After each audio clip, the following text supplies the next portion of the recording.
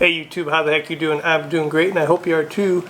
With the release of iOS 14 for your iPhone and iPads coming out this fall, I thought I'd bring you my top 6 that I've been enjoying and playing with. So here they are.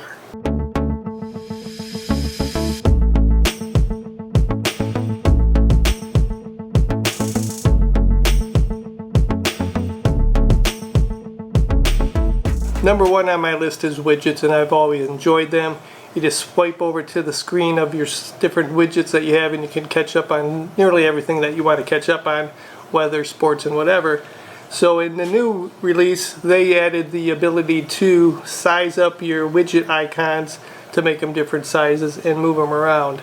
And in addition to that, they also allowed you to put them on your home screen now. So now I will able to have some available widgets right on my home screen, not have to swipe all the way to the left or whatever to get to my widgets. I can just swipe up from any of my screens, get to my home screen, and there they are, the widgets that I have set up.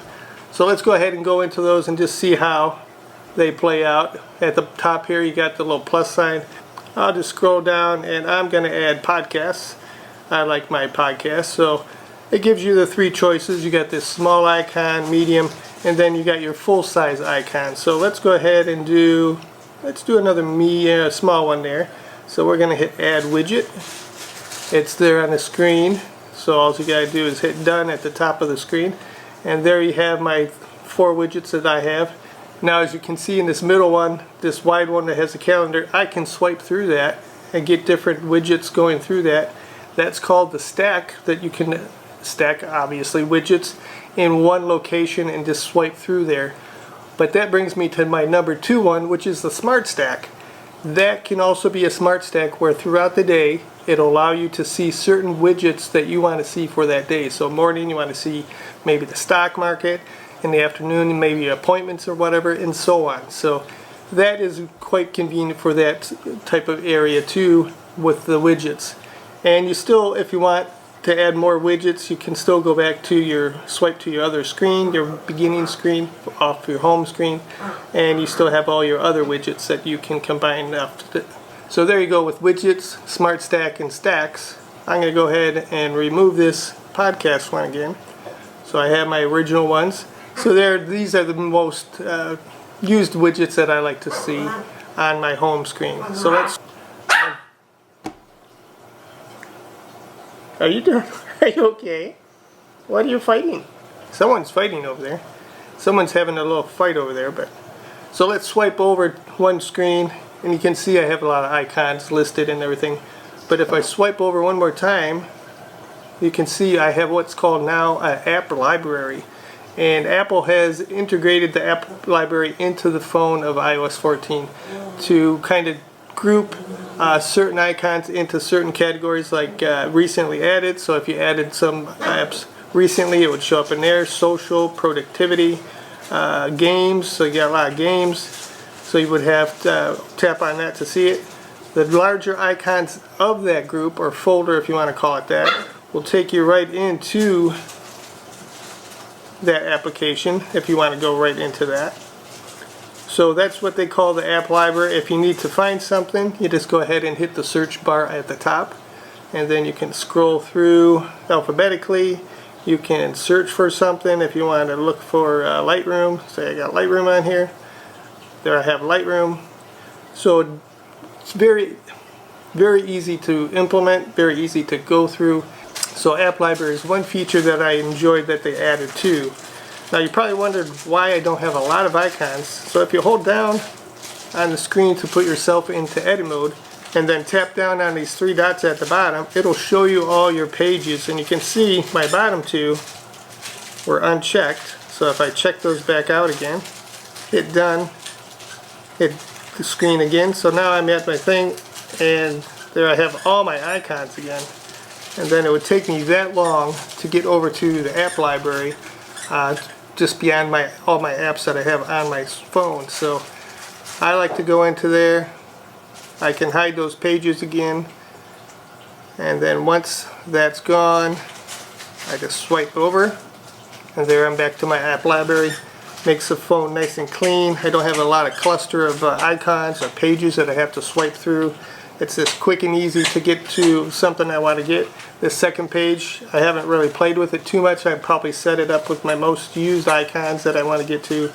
And I also have my most favorite apps down in a folder on my dock, so I'm able to get in and out of things quickly that way too. So that's number 3, app library, very useful. At least I find it very useful. That brings me to number 4, picture-in-picture. They introduced that, I believe, in iOS 13 for the iPad, but now they have it for the iPhone. So let's go ahead and I'll just swipe over to Apple TV, go into that, start the morning show.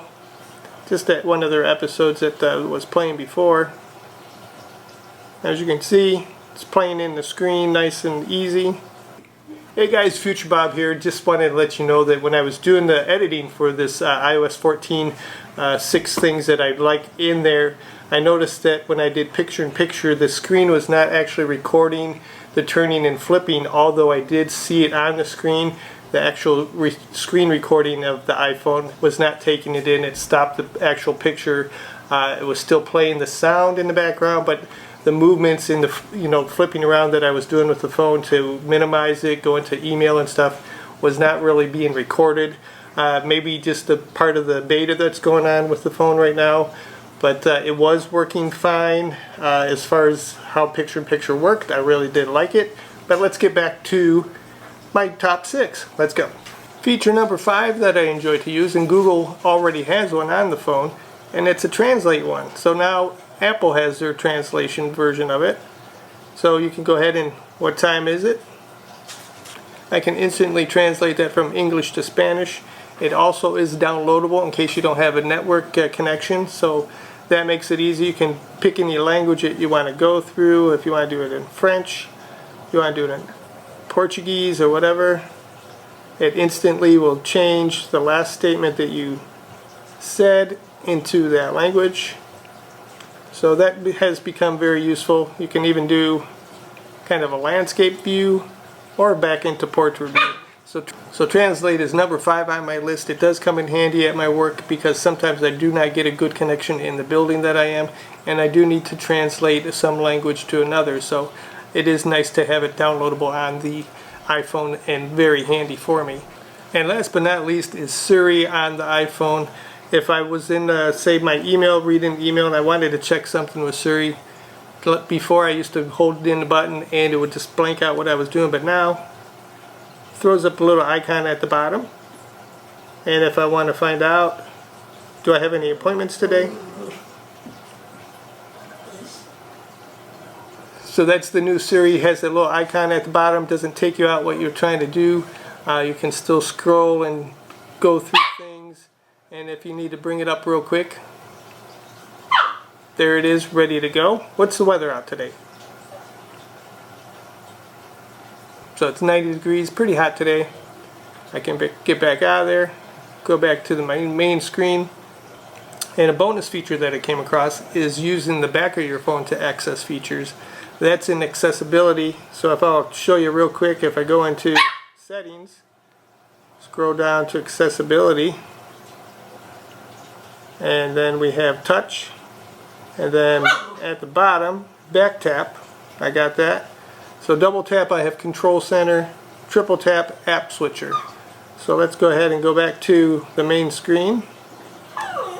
Well, babe, I'll be with you. Hold on. Do a double tap on the back of my screen. I got my control center that comes up. Double tap again, it goes away. And if I triple tap, that brings up the different apps that I've been running recently. I can just go through that, kill those out. So that's my bonus feature that I found out in iOS 14. So that's my quick take on features in iOS 14 that I've enjoyed. Hope you enjoyed me showing those to you. Don't forget to like and subscribe. Look forward to iOS 14 coming to you this fall, and I will see you next time, guys. Have a good one.